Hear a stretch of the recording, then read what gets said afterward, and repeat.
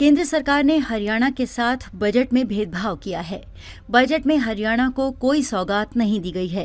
प्रदेश के मुख्यमंत्री रहे मनोहर लाल अपने कार्यालय के दौरान केंद्र सरकार से हरियाणा के लिए सौगात मांग रहे थे, लेकिन आज जब वो खुद केंद्र में मंत्री हैं तो हरियाणा वासियों के लिए कोई सौगात नहीं दिला पाए।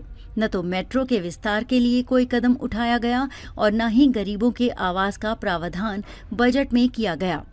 ये बात आम आदमी पार्टी के प्रदेश अध्यक्ष और पूर्व राज्यसभा सांसद सुशील गुप्ता ने कही।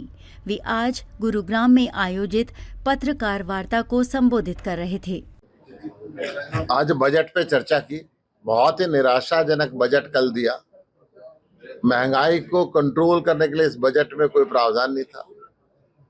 युवकों को रोजगार मिले, इस बजट में कोई प्रावधान नहीं है। हरियाणा का इस बजट में नाम भी नहीं लिया गया। हरियाणा के मेट्रो विस्तार का कोई जिक्र नहीं हुआ। ओल्ड पेंशन स्कीम को लागू करने का इस बजट में कोई प्रावधान नहीं था। किसानों की आय डबल करने की बात बीजेपी कहती तो रही, परंतु उनकी एमएसपी को बढ़ाने के लिए इसके अंदर कोई प्रावधान नहीं किया गया। ये बहुत ही निराशाजनक बजट रहा।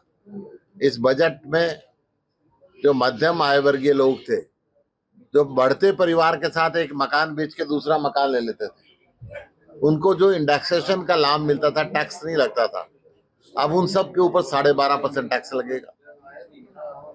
एक खेत बेच के परिवार बढ़ गया, थोड़ी दूरी पे जाके सस्ती जमीन खरीद लेता था किसान, अब उनको 12.5% टैक्स देना पड़ेगा। तो ये जो स्थिति है, ये बहुत ही निराशाजनक बजट है। आज जो है आप यहाँ पे विधानसभा चुनाव को लेके किस तरह की तैयारी की जा रही है? आज आपने देखा कि पूरे हरियाणा के अंदर सुनीता केजरीवाल जी ने केजरीवाल की गारंटी लॉन्च की। 5 गारंटियां दी। 24 घंटे बिजली और मुफ्त बिजली, दिल्ली और पंजाब की तरह बेहतरीन शिक्षा व्यवस्थाएं, शानदार स्कूल ऑफ एक्सीलेंस, शानदार हेल्थ की फैसिलिटी, हर युवक को रोजगार और हर महिला को 1000 रुपये महीना। अध्यक्ष जी, आप पूरे हरियाणा में कितने विधानसभा क्षेत्र में जो है चुनाव लड़ेंगे, कितने सीट पे पूरे हरियाणा? मैं बता रहा हूँ, पहले इनकी बात का जवाब दो। और जब से गारंटियां देके गई, तब से बीजेपी की हरियाणा सरकार परेशान है।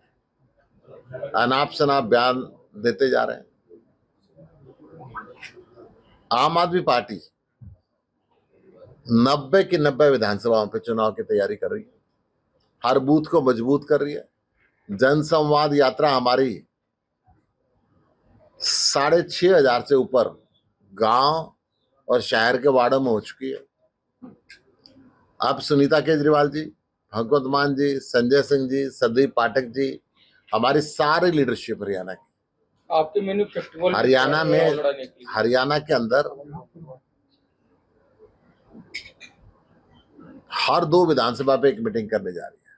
और 15 दिन में, आगामी 15 दिन के अंदर ये ताबड़तोड़ मीटिंग होंगी पूरे हरियाणा में। क्या जो इस बार चुनाव लड़ा जाएगा, इंडिया गठबंधन के साथ ही लड़ा जाएगा लोकसभा की तर्ज पे, या फिर अलग से ही आएगा? इंडिया गठबंधन लोकसभा चुनाव तक के लिए था। विधानसभा चुनाव में हम 90 की 90 सीटों पर तैयारी कर रहे हैं। लोकसभा चुनाव में हमने कांग्रेस और बीजेपी, कांग्रेस के साथ मिलकर जो है प्रचार किया, लेकिन अब क्या दिक्कत नहीं होगी कि विधानसभा में वो चुनाव देश के संविधान को बचाने के लिए था। वो चुनाव देश के लोकतंत्र को बचाने के लिए था। वो चुनाव देश की तानाशाही को सत्ता से उतारने के लिए था। उस चुनाव में, इस चुनाव में फर्क है। गुड़गांव विधानसभा से जो है उमेश जी भी तैयारी कर रहे हैं और निशांत जी भी तैयारी कर रहे हैं, किसकी टिकट पक्की मानी जाए? देखिए, टिकट तो गुड़गांव की जनता ने देनी है।